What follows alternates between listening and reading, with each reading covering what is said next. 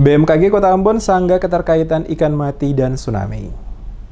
Bertebarannya isu di masyarakat awam bahwa fenomena matinya ribuan ekor ikan yang hidup di laut dalam yang kemudian terdampar di pesisir pantai pada sejumlah desa di Pulau Ambon merupakan awal atau tanda-tanda bakal terjadinya tsunami, memperoleh sanggahan pihak BMKG Kota Ambon. Kepala Seksi Konservasi BMKG Kota Ambon Lutfi menjelaskan, tak ada kaitan sama sekali antara terdamparnya ribuan ekor ikan mati pada sejumlah desa tertentu di Pulau Ambon dengan gejala atau potensi terjadinya tsunami. Menurut Lutfi, potensi tsunami akan dapat muncul apabila dipicu oleh gempa bumi dahsyat, letusan gunung berapi, dan terjadinya perubahan formasi permukaan di dasar laut serta jatuhnya meteor berukuran besar di tengah laut atau wilayah pantai. Untuk itu, isu mengenai akan terjadi tsunami pasca matinya ribuan ekor ikan merupakan isu yang tidak dapat dipertanggungjawabkan atau tidak benar.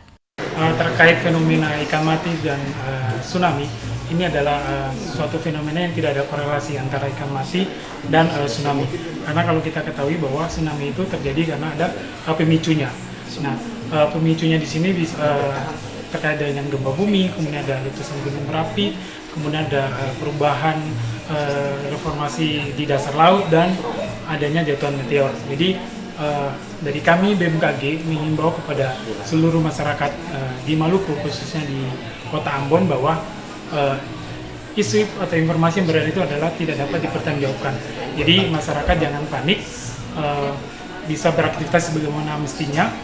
Lalu kami akan selalu mengupdate informasi-informasi bila gempa bumi itu sangat signifikan yang mengakibatkan tsunami.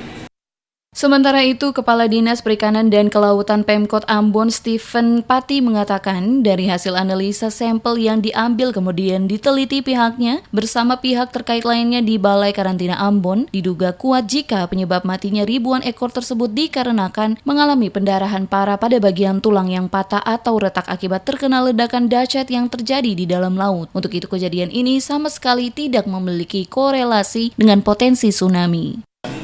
Dan kami mengambil sampel untuk mengecek kepastian penyebab kematian ikan seperti apa.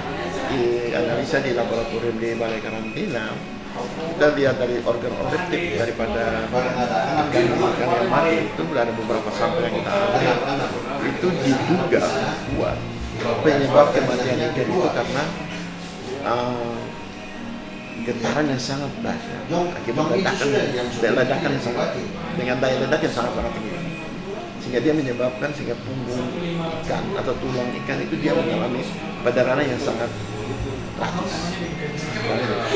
Ya, kata kasarnya tulang ikan itu patah, sehingga itu yang menyebabkan ikan mati.